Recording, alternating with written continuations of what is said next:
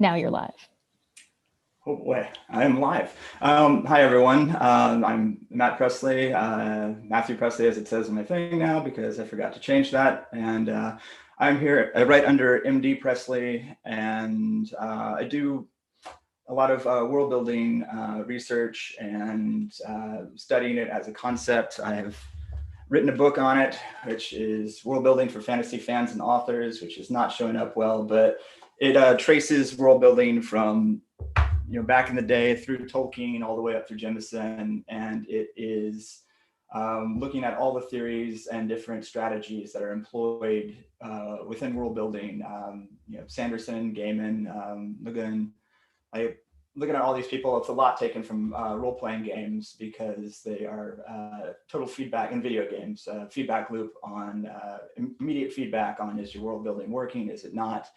And so the book is on sale, ebook right now for $1.99 if you feel so inclined. Also, check out my website, mdpresley.com. There's handouts for some top-down, bottom-up strategies and a lot of other links to useful world building for fantasy authors, because that is my focus, opposed to science fiction, which I am a fan of, but do not feel like an authority on the matter whatsoever. So if you're watching this on YouTube, there's a chat. If you're in the chat, you will note there is a handout link. You might not know it, but there's a handout link to the PDF of what I'm going through today. It's very pretty. This is one of the graphics from it, which also appears in the book, which we'll talk about in just a second. There's also a survey link because my goal is to actually build a world on the fly using the top-down and bottom-up and inside-out methods that we're going to talk about today. So just to let me do one quick share screen so you can see the handout, and then I'll come back to this wonderful background. Screen 2, share, bum, bum. All right, so this is the handout that we'll be working with. Yeah, and it can all be yours for just clicking a link. It will not cause any problems to your computer, I hope, because I'm not savvy enough to do that. All right, so from the beginning, let's see.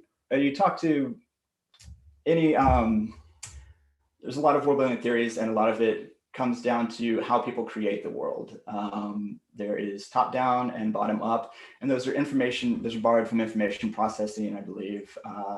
Top down being this one over here, where you have one concept and then you break it into smaller pieces, the details that you need to build something. So if you have a world, let's say that every night the ground becomes poisonous, that is your main idea, and then you start building out from there. So you think, oh, like because of that, there will probably be more arboreal creatures, or maybe there's some creatures that can actually fly, just float on the air, because that's how they would evolve. And then you start thinking about what caused this, what are the gods, what are the technologies that people will build to try to overcome this, how will this affect their culture, etc. So again, you start with one idea and then you filter down to get more details as needed for the story. In writing, as is, one of the two schools are often known as planners or plotters. I think George R. R. Martin reframed it as engineers. But those are the ones who have an idea and build out again. So bottom up, on the other hand, is over here. I'm not using mirroring, so I'm having a lot of fun with this. Bottom up is where you take several ideas and then you find out what are the patterns based upon them. These are your pantsers, as they're often known, because supposedly they work by the seat of their pants. I just did a world building panel just a little while ago, and I was surprised at how many of the bottom up world builders there were for some really amazing and intricate worlds. But as some of them said, and as I know from many of my other bottom up friends, which is a funny thing to say, is that a lot of times they're figuring it out at the same time. So sometimes you'll paint yourself into a corner, or you're like, what does that mean? What did I do with that? But on the plus side, it is also very experiential. It is, a lot of the authors were saying how they're discovering the world at the same time as the story is progressing, which is very in line to how the audience is going to experience it, which is what we're going to get to in just a second. So one of the strengths of bottom up is that it is much more experiential, like you feel it, so it's easier to get out. While top down, on the other hand, which is what I come from. I come from a background in screenwriting, and we're very, very top down in terms of plot, because you have 100 pages to write everything, so you kind of plan it all out. And in the process, you're like, well, I'm getting from one plot point to the next plot point. And a lot of times that can make it feel a little more sterile, which is one of the problems with top down, not problems. One of the things that can arise from top down is that you are removed from it. You're not experiencing it in the same way. And with experience in mind, let's see. Oh yeah, sorry, about the bottom up. Martin referred to that as gardeners, I believe, which is a nice way. So there's engineers who are building everything, and then there's gardeners who let everything grow, and which is just a nice way to do it. And that's a quote that shows up a lot from him. Now, so everyone kind of looks at their strategies from one of these two ways. It's like, well, I'm a top down, I'm bottom up, but it's really a continuum between them, which is what we're going to get to in a little bit. The whole idea that people exist on this continuum and use different strategies based upon what they need at the time. And so, and no one is all top down or bottom up. I'm very, very top down. And before I even started my series, I had 80 something pages of notes on the world, the characters, the arcs, data. And I still discovered things, into chapter 2. It's like, oh, this is kind of cool. I'm going to want to explore this later. And top-down tendencies can make that easier. But at the same time, no matter what, you're going to find something as you're writing. At the same time, the bottom-up folks are still go into it with usually a concept like, I'm writing fantasy. So, like you still have something in mind of what you're doing. Like you have an idea of your characters. And so at least subconsciously, something is guiding you and making your world. Hopefully, if not, well, that would be unpleasant, I'm sure. All right, so I'm going to show the handout again real quick so that we can focus in on the inside out as soon as I remember how to do that. Screen to share. All right, so I can see on here in the nice little spiral. Inside out is borrowed from the idea, it's from role-playing games. It's from Kobold's World Building Guide, I think, and I forgot which of the authors coined the term, but it's the idea that the audience or the players don't care about world building in a top-down or a bottom-up sense. They care about the world building that pertains to this session and this session alone. So if they're in a dungeon, they want to know the world building of why the dungeon exists, what creatures are in there, what kind of magic's there, but their scope is limited to their experience. Now, as time goes on and the story expands, then they're going to want to know, why is this dungeon in this town? Like, whose kingdom is it? And so the longer they play, the more they start picking up details, and it gets larger and larger in scope. And for dungeon masters, it was the idea of that, well, you just need to stay one step ahead of your characters. Don't make this whole world for them and then tell them about the ancient lore of so-and-so who created the earth. Like, no, that's not important. They care about what pertains to the campaign that night. And then as time goes on, then they want to know more. What's over that hill? What's over there? Why are the goblins this way? So most authors look at either top down or bottom up, but they don't take into consideration the inside out experience, which is what audiences do. And in fact, audiences are picking up all the world building details and are trying to reverse engineer the rules of the world. They are picking up all of this information and constructing a little model of it in their brain, your brain, so they're trying to reverse engineer the rules to your world. And eventually they're going to judge you on how well you adhere to your own rules that they now understand in their brain. And I guess we can talk about that right now. Should we? No. All right, let's just keep in mind that, again, authors are top down or bottom up, but audiences are inside out, which is very similar to top or bottom up, which we'll get to in just a second. Now, these ideas are known as fantasy conceits. This is what you wish to explore. I'm trying to remember Intisar's quote from the last one we were at, but she pointed out that it's kind of the question that you want to look at. Sorry, looking at the chat there. It's what they want to do in the world. Like, if this is a world that is a grimdark version of the War of the Roses, then then everything's going to be filtered through that. It's the changes that you make to the reality. These are called fantasy conceits. Pardon me. Jemison refers to them as element X. These are the changes that the author is making to the DNA of the world itself. Excuse me real quick. Now, this is, oddly enough, the fantasy conceits are what makes this the fantasy genre. We don't really think about it very much, but world building is one of the 4 table legs of the fantasy genre. You have your characters, your plot, and your prose, and those are the things that make up most stories. But fantasy and science fiction, world building is the 4th key component. It is the genre expectations. For instance, if you're watching a thriller movie or you're reading a thriller story, you want it to be thrilling, a romance to be romantic, horror to inspire horror. For fantasy and science fiction, you want world building. You want to experience an unreal world. In science fiction, they say that it's the world that doesn't exist yet, so it has a future focus, whereas fantasy is things that cannot possibly exist. I think there's some people that have some much better quotes about that. A guy from Twilight Zone, whose name is totally eluding me right now. But that's what your fantasy conceits are. They are the big changes and deviations from the world itself.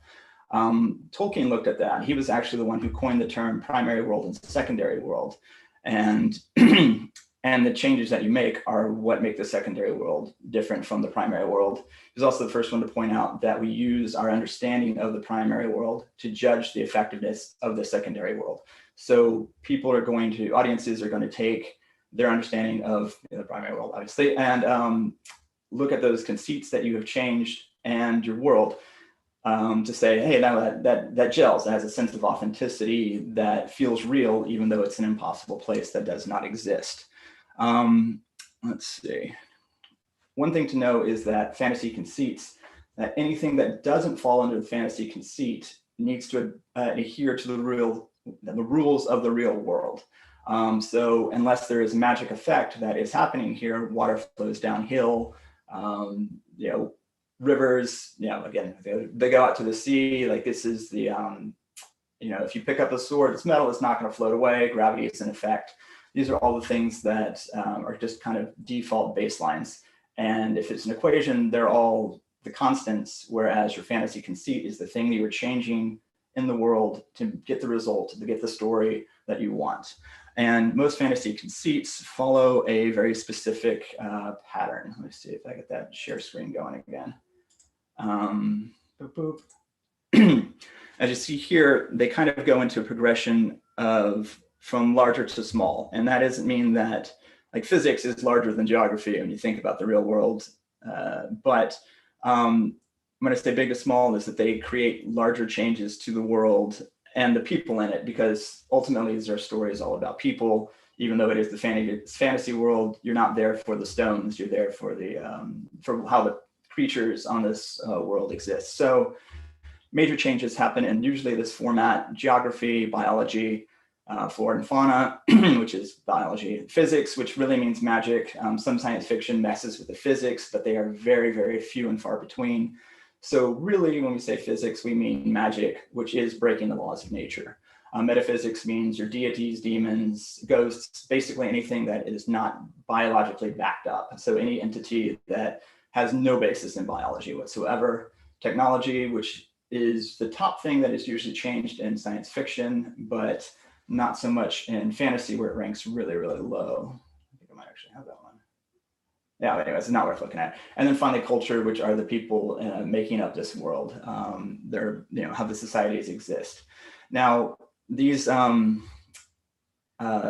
this progression does fit. It's kind of backed up. It's not just my own invention. This is Jemison's macro world building, which is her first component, which is again, all planet, continents, climate, and ecology. So basically all the geography is a very large part of it, and then starts into the culture. This is by, what she maintained. Her micro, which is somewhere over here. So many windows. This is her macro world building that went after that. So she focused a lot less on, so she went geography, biology, and then right into culture. She comes from a science fiction background, so that makes a lot more sense, I think. So anyways, those are the fantasy conceits. They are not in any way sacrosanct. There could be a world that you have that, that someone technologically, because of toxic waste, creates this mist that mutates anything that touches it. So technology would take the top spot since it is changing the biology, is changing the magic, et cetera, all the way down. But that's the usual general progression of it. Now, this progression usually means more for top-down builders. Sorry, let me check the, let me break the rules if you need to. Yep. Hey, there you go, there's some good lines there. Let's see. So anyways, this is like a very top-down model of, even though it is in the triangle is looks a lot like the bottom up. The idea of you make the changes here and then they filter down to the world itself. Moving on to the second page now. But the idea is, well, not the idea, but you can change very little in terms of fantasy conceits. You can change just a few genes of the world's DNA and have massive effects. If this was a more in-person, I would have us kind of call them out, but, oh, no, I don't mean to. All right, thank you. Well, might as well, actually. It's better than looking at me. All right, so back to screen share. Anyways, a lot can be done with very few conceits. Airbender, which I personally hold up as one of the top worlds. This is Last Airbender, the cartoon, obviously, not the live action, which is a travesty. It really has only 3 major changes done to the DNA of the world. There's only 3 fantasy conceits, that being bending, which is Untitled Magic, the elemental magic. 2, there's a spirit world, and the avatar is the bridge between them. And 3, the animals are either exaggerated forms of the ones we know, or 2 of them mixed together. So really, that's it. Those are the 3 things they did to that world, and yet this just amazingly vibrant and well thought out and consistent world came out of it. You could argue that there is some technology that couldn't possibly exist. Aang's staff, I think, is not magic of any sort, but can be a glider and then be able to, and still strong enough to fight with it. And the Fire Nation had some weird stuff, but it wasn't until the sequel series that technology became more of a conceit for the world itself. Harry Potter, on the other hand, has 4, just really 4. Magic exists, otherworldly creatures exist, like goblins and house elves, I guess elves after all, giants, that kind of thing, creatures and plants, that flora and fauna that don't exist in our real world. Magic, there were ghosts, so there's an afterlife of some variety. That's a little soft on that world building. And then there was a different culture between the Muggles and the humans. So really just 4 changes, and yet it has made multi-billions of dollars. And I've personally gone to the world building capital, which is the theme park that exists for it, where you can buy your own wands. So that's the power of world building. When you make an inspired world, people want to go live there. And as they point out, like, you can only read a story once and get the same punch. I mean, what happens in the first book of Game of Thrones, like, can only hit you that hard once. And I think you know what I'm talking about. Meanwhile, people want to go back to Hogwarts again and again and again. It's because the world is inviting, which is one of the reasons that I think world building is so important, because it almost requires returning to it over and over again. So as I was saying earlier, people use inside-out processing to, sorry, I'm going to check anything going on in there. All right, bossing say, yep. Right. Anyway, so audiences use inside-out processing, and what they're trying to do again is figure out your conceits. That is kind of the joy of fantasy world building. You have taken me to a world that can't possibly exist. It is strange and intriguing, and so I want to know more. And as such, I'm trying to figure out each of the little details so I can put together this world and what it is and what are the rules. I come from a screenwriting background, and part of my job for 7 years was working with a team of script readers. And we found that, anecdotally speaking, most people have that willing suspension of disbelief for about the first act, at which point, which is the setup period in a story, at which point they think, I've absorbed all these details, and now any new details need to fit within the pattern of my own understanding, or I will have to expand my understanding. But they'll also be very quick to say, like, that character is now acting out of character because I have a sense of that character. That world is now feeling out of joint. You brought this out of nowhere. So keep that in mind as you're bringing in your world building details, of that the audience is more permeable and it can absorb details much earlier in it. And then after about the first act, start processing, start being critical of what they're reading. So take advantage of it when you can. They are using the inside out techniques of grouping and interconnection. And as that, that's basically finding the patterns and stringing them together. I just rewatched the South Park 6 Days to Air, which is a fascinating documentary about how they make each episode in 6 days. And he had a quote that stayed with me for 10 years. And he was talking about plotting, but he was like, what we do is that we find all of the and thens and we replace them with buts or therefores. And the idea is that, you know, originally it's like, well, this happens and this happens and this happens. Like, no, it's stringing them together. So instead of, and then this happens, it's because of this, this happened. So this, therefore this, and but this happens. So it's a way to look at it. This is kind of what people are doing when they're reading the books and encountering the world building, is stringing it all together, finding the patterns and reverse engineering it. When we're thinking about fantasy conceits usually have an antecedent that is something that must exist so that the conceit can exist. So, you know, as it says there, if gods created magic, then there must be gods. They may not have to be present. You might be able to have, they may be dead. You might be using pieces of them, like in the craft sequence, you know, to fuel your magic. But, you know, something to keep in mind that for this to exist, there must be something else. So if you have magic swords that are made from a special metal, then mithril must exist, you know. So keep that in mind when you're creating your fantasy conceits. If you're doing a top-down model of like, well, magic exists, but something else created the magic, or maybe we don't explain it, maybe we keep it soft, but you can definitely do that. And there's frequently a prime mover conceit. This is the one that you cannot remove this from the story without the story falling apart. Airbender, you know, if you took the bending away, it loses the title, the eponymous title of bending. So, you know, like if you took away the weird animals, it'd still be, you know, the same story. So that was not a prime mover, but the bending would be.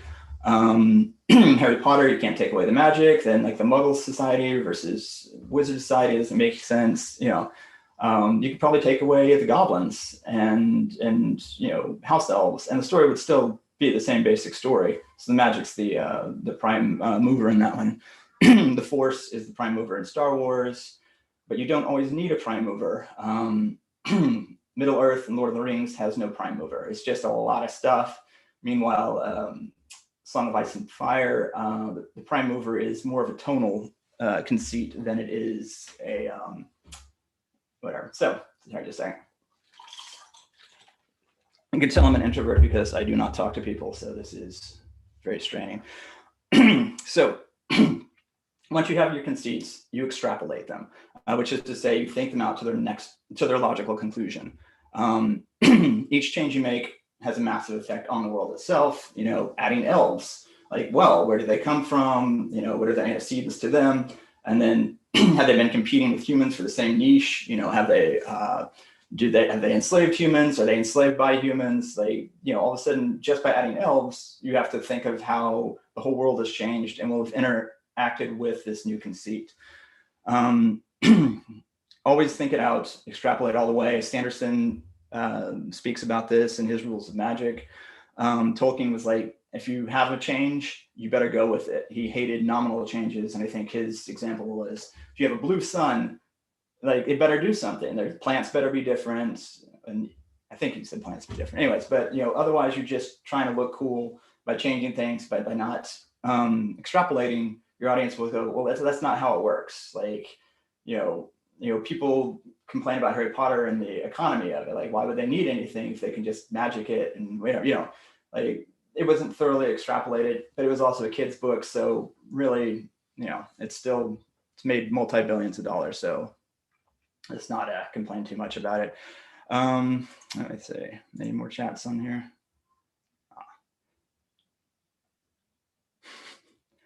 Yep. All right. So designing your world. For top-down designers, it's kind of as the thing looks. You figure out your conceits that you want to work with. Like, I want to have a world. I want to have a high fantasy world where elves were exterminated long ago, and I don't know, I'm just making something up. That's not a great one. And dwarves took over. I don't know, that's dumb. All right, so not that. But so yeah, high fantasy world, we're gonna have elves, we're gonna have dragons, and magic.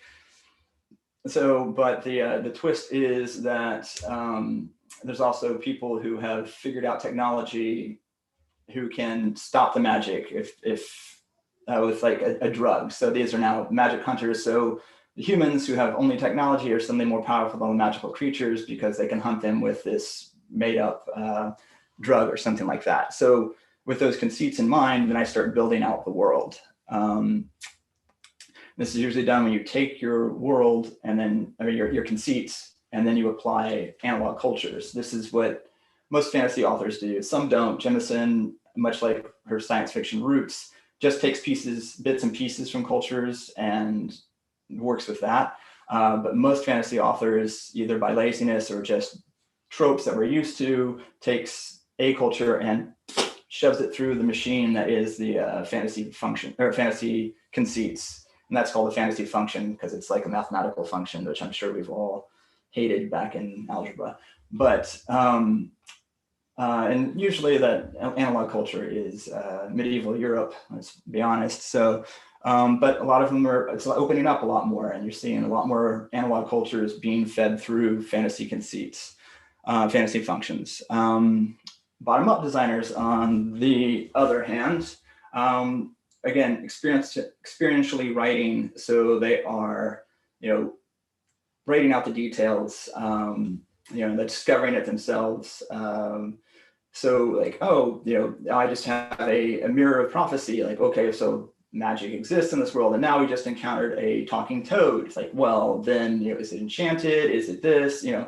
So they're experiencing these. They're experiencing this as long as they are very close to the audience. But then after a while, they're going to need to make it consistent. Consistent is one of the 4 C's of world building. I'm taking this from, adapting it from Mark J.P. Wolf's textbook on world building. And believe me, it is exhaustive. There's a lot of information there. And if you ever want to read about the history of world building, that is where you should start, because he will take you all the way back. And it's pretty amazing. But there are footnotes. There are a lot of footnotes. So the 4 C's are creative, again, which is your fantasy conceit, how much the world deviates from the real world that we know. Complete, does the world feel like it existed before the story? Does it feel like it's going to continue on after they save the world, obviously? And, does it have a history? Are there parts of it that aren't explored? And complete, consistent, and compelling, as in, is it still interesting? Making a world with a lot of different changes can become alienating after a while because of diminishing returns. And we found that people will forgive a lot of things like inconsistencies, which are the top way to ruin someone's experience, immersive experience. This is a survey that I did for the book. Also, side note, I write monthly world building articles over at the Fantasy Hive that are all based on numbers. So it's a lot of surveys, a lot of looking at things. So as we see here, internal inconsistencies are what that throws people out of the immersive world building experience. 76%, like say that's like bad. Like the next one is 58%, and those are unexplained concepts that affect the plot. So like soft world building, but probably not built up because anyways. Aggregate inconsistencies are again an inconsistency, but that's over the span of the lifetime of the series. So Harry Potter has over 200 and something internal inconsistencies or aggregate inconsistencies within it. People don't care because it's a fascinating story and they love it. So they'll give it some additional suspension of disbelief because of that. So the idea is, to back up to where I was, for bottom-up designers, after a certain point, you've kind of got to make a commitment. Like you have to figure out these are the rules of my world, and I have to now remain consistent to them, because otherwise audiences will say, yeah, you're just making stuff up at this point. So we are going to look at bottom-up strategies and top-down and see how we can build out a world on the fly. How much time do I have? 30 minutes? That sounds great. Let's see. So since I can't really bottom-up build on my own, I've included a survey there in the that's at the very top of the links on the chat. If you have a chance to look at that, let's get like 2 minutes, if you don't mind, to go fill that out. See if anyone has actually filled that out. Ooh, 6 responses. Sweet. Oh, a 50-50. That's not cool. All right. Let's get another, another 30 seconds if anyone else wants to click on that and fill these out, just because I'm going to have to flip a coin and I don't have any coins. So let's get back to the old faithful,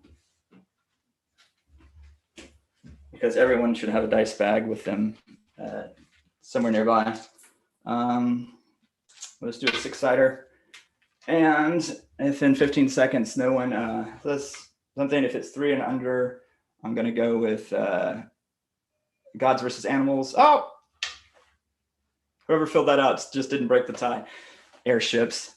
So yeah, just a few more seconds and then I will flip a coin. All right, I think we have a winner. Thank you, everyone. Oh, I picked the hardest one, of course. All right. Oh, that's a lot. Thank you, everyone. I really appreciate you filling that out because I thought that was going to go down in flames. I'm going to switch out of this lovely background real quick so that I can do some brainstorming over here and you can watch me brainstorm, which everyone wants to do. Settings.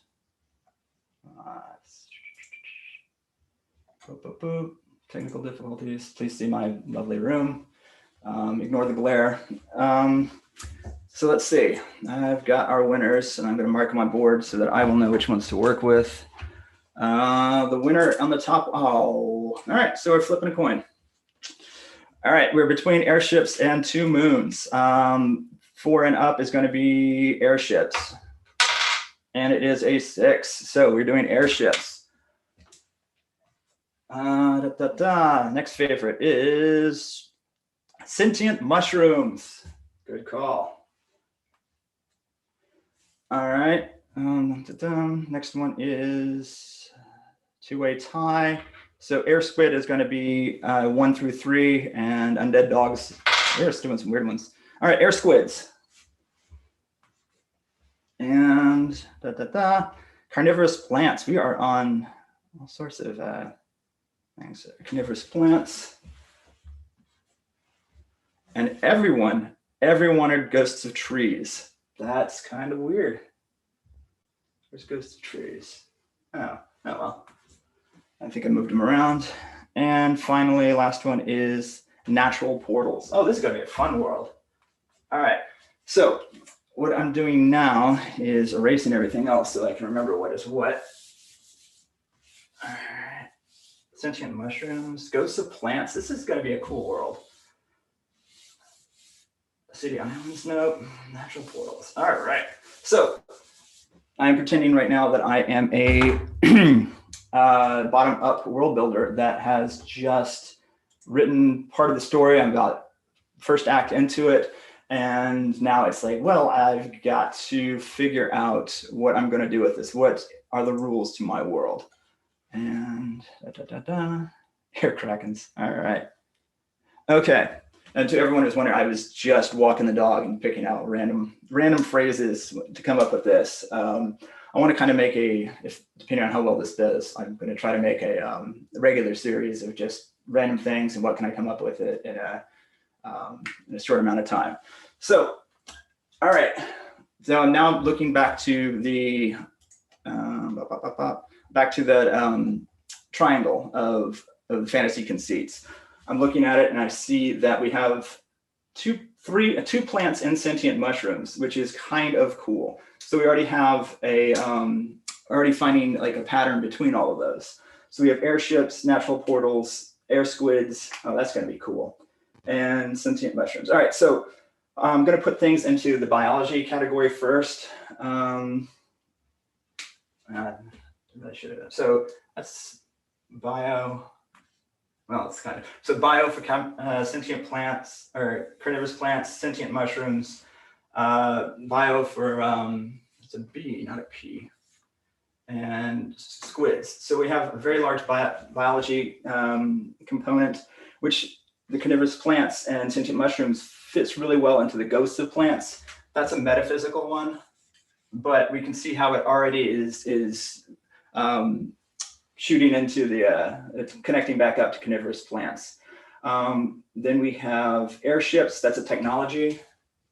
We're going to assume that it's humans using them. I've noticed that people are not using elves and dwarves and such nearly as much in traditional fantasy and traditionally published fantasy. They're showing up quite a bit in the indie scene.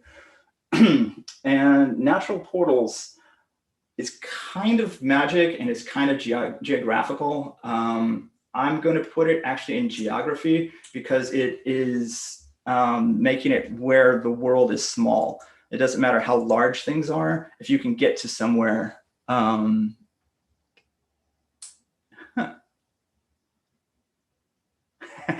right, so I'm going to put this in a geography. It is magic in that, you're breaking the laws of physics. Something is teleporting from one place to another. Like we're not photons, which I think can exist in like from here to here, but it's been 20, 30 years since my high school. So we're not going to do that. So I'm going to start looking at it here that because of the geography, the natural portals, we have a really weird biological system.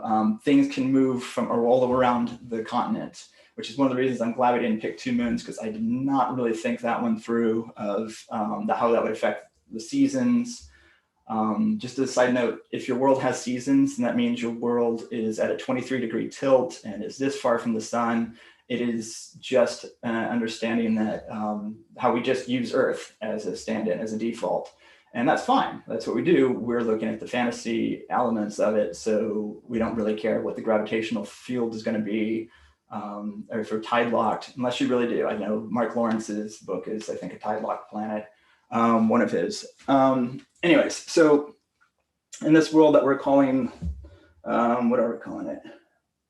All right, let's call it Corn Con, just for fun.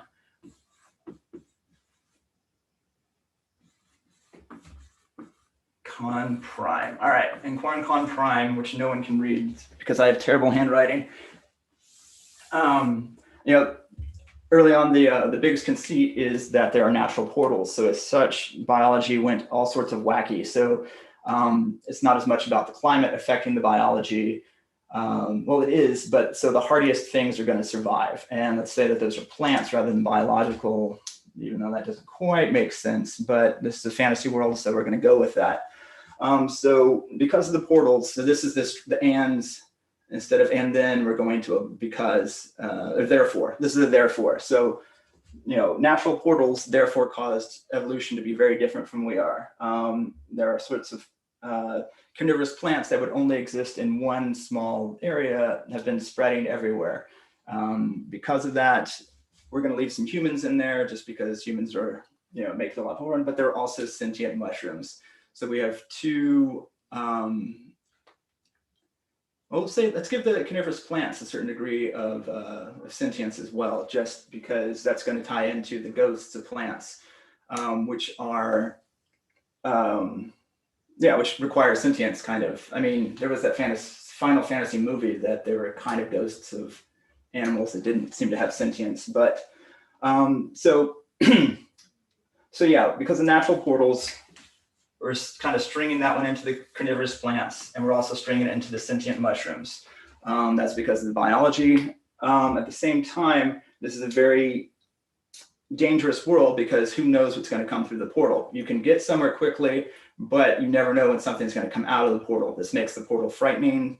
And as such, technology among the humans and sentient mushrooms has been that they made several big jumps to get airborne because, plants are, localized to the ground. So the carnivorous plants that might come through at any moment, are they mobile? Yeah, let's say that they're not mobile so much, but that could be even cool. Okay, so sorry, I'm just brainstorming here, but then we could actually have it that the plants themselves, the carnivorous plants, are what are generating the portals. And so whenever it's time for them to seed, they create a magical portal and drop their huge seed pod through, which explodes into a bunch of carnivorous plants in the area. So you never know when a seed pod is going to come through one of these natural portals. And then just to make it more interesting, the portals stay around for 2 years.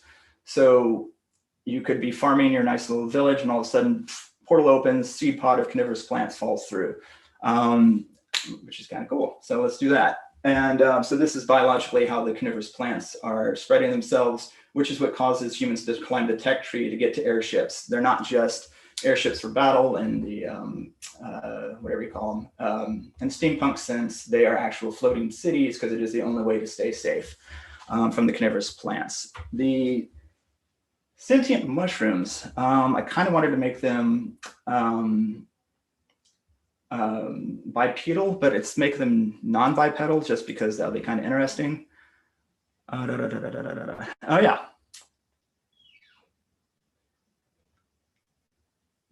Fans are like hot air balloons. That is a good idea. Oh, that is. All right, whoever Sharon 123 is, I'm definitely going with that. So yeah, that'd be interesting. So once humans have developed the air, actually, let's keep that for a second. Airborne. All right. So, I forgot about the air squids. Oh man. All right. Okay, that's a good way to do the tech tree. Since we're already kind of going on this thing, the air squids are a naturally occurring creature, but their skins, they have an air bladder, let's say, and if they are harvested young, then you can keep the air sac, and that's what are used to hunt. To bring the air cities up, the airships up, is hunting the air squids. Now I feel like I'm stealing from R.J. Barker's book now, since I just read that. I was reading it this morning, but let's go with that. So airships made of air squids, because yeah. Carnivorous plants can go airborne. Okay, and so the sentient mushrooms, let's cycle back to that one. Wait, did the ghost trees? Oh yeah, ghost trees. I haven't gotten there yet. Come on, I'm working hard here. And we got 15 more minutes, so I'm going to try to wrap this up real quick. So you can see what we're doing here, though, is we're stringing all of these together. So this is pure bottom-up design, and we're making a history of the world and seeing how all of them work together. So again, so we started with geography, the natural portals that moved us to carnivorous plants, which are biology, and the air squids, which are also biology. I don't miss that one. The sentient mushrooms, which I would like to play with, let's say they live on the ground and they can emit a spore cloud as their defense that will keep the carnivorous plants away. And so let's go with the telepathy. I think someone said something like that. And so they have a telepathy so they can advise humans. They are humans' voice on the ground of what the plants are doing lately, where are the safe areas, because the mushrooms can can communicate with each other. So there is what do we call it? They work together. A treaty between the mushrooms and the humans. The humans need the mushrooms to survive. The mushrooms tell them where there's weak carnivorous plants that if you need to harvest them. Meanwhile, humans have been hunting the air squids to make their big cities, and the air squids are running out. The ghost of plants could be, let's do that, are the carnivorous plants that are the dark spirits of the plant's ancestors that are trying to wipe out humans, because many moons ago, let's say this is a post-apocalypse world, the humans were harvesting plants and cultivated the plants. And one day, in some Shamalama sense, the plants rebelled. And so their ghost trees are the ones leading the carnivorous plants. Anyways, silly, but it's just showing you how we can string bottom-up ideas together, things that we just discovered, string them together by grouping them, and then finding their patterns, and then saying, instead of and then, but therefore. So that was just a quick demonstration of what the bottom up. And once you have the bottom up, you have your fantasy conceits, you've realized what they are and how they interact with each other, you can now extrapolate out. So book 2, when you're like, well, what am I going to do when we go to this next continent? Like, well, I have a full understanding, not full, but I have more of an understanding of the world from now a top-down perspective, so that I can build out for the new things that we're going to experience and still remain consistent, because the consistency is, again, the thing that throws people out of the immersion more than anything else. So consistency is key. I know Emerson said it was the hobgoblin of little minds, so it's funny that hobgoblins is a bad thing for him, but they're usually great for us. Homework for anyone who wants to try it. I had mentioned the analog cultures. Take this world. This is, product of 5 or 10 feverish minutes. Plug a culture into it that you want to see. Like how would this culture survive in these situations on their airship? Also, it's interesting to note that the world does give you also story ideas of just the idea that the air squids are being harvested too often, and now they're running low, and the carnivorous plant ghosts are, ramping up their attacks. All of a sudden, the seed pods that are coming through from the natural borders or through the natural portals are more targeted at humans. Something has changed. So a ragtag team is going to be put together to go through the portals to see if they can find a way to silence the ghosts in the carnivorous plant area. All right. So again, now so you can get story ideas from your world. Your world builds off the stories, and your characters can then cycle into that too. And with that in mind, then you can apply top-down ideas to your world. Never forget that the audience is experiencing inside out. So it's one of the reasons info dumping is not wrong. Like, let's understand that it is totally okay, but you have to establish info dump equity. And I forgot why I brought that up. So with all that in mind, take a culture, plug it into this world, play around with it. Like, it means nothing. It's just show how easy top-down, bottom-up can be, and how you can apply both of them. If everyone's like plant ghosts, I probably should have asked, does anyone have any questions? We got 10 minutes, any subject whatsoever with world building. Like I said, like I wrote the book on it that you can't see. So like there is a lot of stuff that I can discuss and bore the snot out of you. So anything? Let's see. I'm looking through things. If no one has any questions, I'll just ghost trees, air kraken. I do like air kraken. Oh, there's a 20-second lag. All right. Let me think. Okay.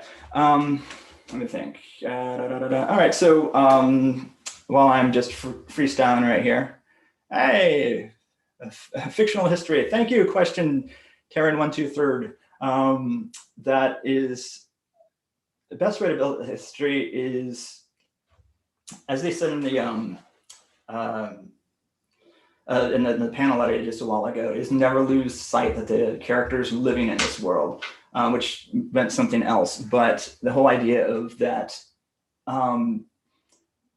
most of the stories are a culmination of world building details. Star Wars famously used the, well, your father was a great pilot in the Clone Wars. Like, that was just a quick reference to a history that never mentioned again for 30 years, but was really, really important. So that gave it a sense of history.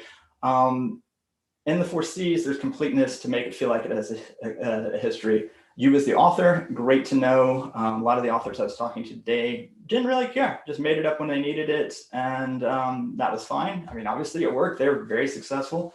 But just remember that history is backstory, and just like a character, just because the author knows that the character in 3rd grade, the teacher stole something from them, that's why he doesn't trust female authority figures, unless that plays out and is important to the story, all you need to know is this information so that you know how to make the character act. Same as for the histories of the world. That stuff might be fascinating to you, but this is world building kudzu, and that it can choke off the story if you're just telling it. So build the history until you feel great. Just remember that your audience may not want that history, and make it angry about it. Encyclopedic impulse, that's the term, the technical term for it, by the way. Yeah, I'm glad someone else's brain has gone blank. Okay, inconsistency in pre-writing. Oh man, that is, if you're gonna find one, that's the place to do it. I'm a huge proponent of rough drafts. I have a beat treatment that I do before my scripts, that we look for the inconsistencies there because you haven't written a script yet, and I do the same for my rough drafts for the books. If you have an internal inconsistency, I have an upcoming book on how to apply a lot more of this stuff. And there's a chapter about how to, you've painted yourself into a corner. And there are specific strategies that I am totally blanking on, but you can, kind of retcon it, try to explain things. There's a term for when the audience does all the retconning, not retconning.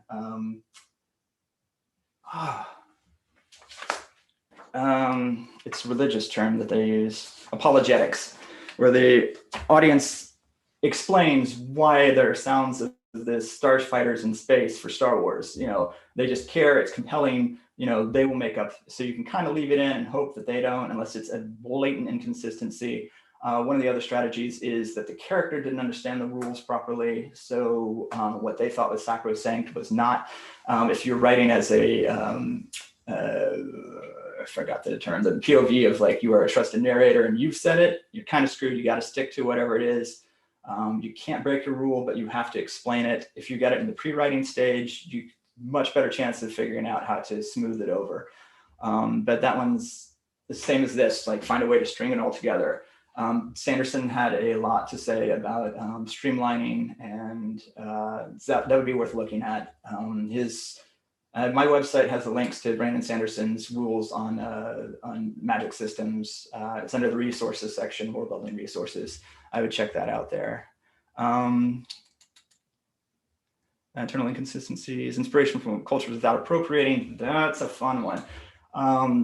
So yes, you're taking analog cultures, which we're definitely not using the word appropriating because no one wants their culture appropriated. And it's one of those things that the details you're going to get are right or wrong. In the research is your friend. Know it, live it and breathe it, and then you have a sense of authenticity when you're writing it. Know that if you're taking from a living culture, there are people who live it every day, and they're much more experts on it than you will be through your research. And if you can approach these people, everyone always talks about, I forgot the term for them. The readers, sensitivity readers. If you can find someone who's in the culture, say, does this ring true? What is this? I know that sounds like that is a lot of extra stuff to do. But that, again, if you're taking from a living culture, which is why it's easier to appropriate from dead cultures, so to speak. Medieval Europe, there aren't any medieval Europeans, and still you got people going, that's not right. That's not how they actually killed chickens back in the 1300s. So treat it with respect, do your research on the, whatever Sanderson's writing excuses, they talk about it. And the rule of thumb was 100 books or whatever it was on whatever subject, the culture itself. She said it like could be magazine articles, but don't just do Wikipedia research, look at it. And if you treat it, with respect and with research, then it's the best you can do. That's all you can do, really. Not all you can do. Again, respect and research. Thank you, Warren Khan. What rules do we have? So the question is about the first act of the story to cement the rules. About the same span to tinker with the status quo. Oh man, that is a fascinating question, Fiddles T. Brigand. Let me see. I never really thought about that. And then again, that is just a rule of thumb. There is complexity creep, which is one of the reasons that Sanderson says to build on what you already have, streamline and build out. And I forgot his term for that. Again, his 3 rules of magic, which are secretly 4, which work for all world building pretty much. He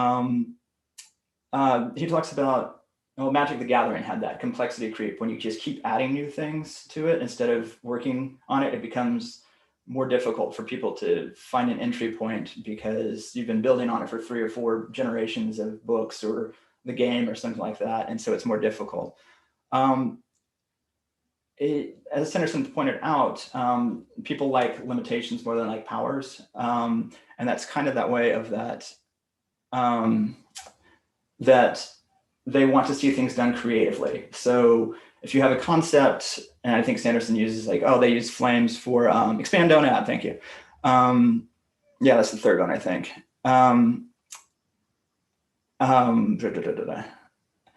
don't know, see, so you can tinker with it, you can play with the understanding of it, use it creatively, but if you bring in whole new concepts, then you have to treat it as a whole new concept, and that gets dangerous because it's a bait and switch of I came here for this book about dragon riders, and now you're bringing in spaceships. You better do that transition very gently if you're going to do it. And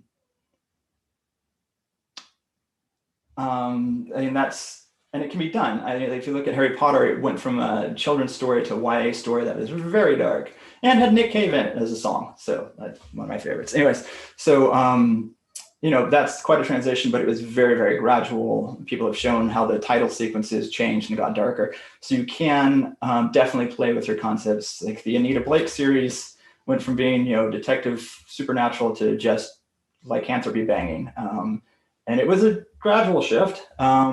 So take that into mind that you can play with concepts, but it might be, don't go too different. And if you do, go gradual. To Terran 123, kind of what you need for the story, and then go backwards and go forwards, as they did in the Legend of Korra. They went forward through with their world building. But yeah, the audience is there for the story. This is like any form of art. They're there for the art itself, not the stuff that goes before. So again, backstory, as in they need what do you need for this story? And you as the author can know it. And it's best if you know it, because that gives you that sense of authenticity when you talk about these things that are such little details. And but yeah, you are there for the story itself. Who cares about what the King Arthur was doing? And in Harry Potter, no one cares about what King Arthur was doing because it doesn't pertain to the story, unless it does, and I don't remember where. But that's kind of thing. So you as the author might know it, but unless it pertains, forget about it.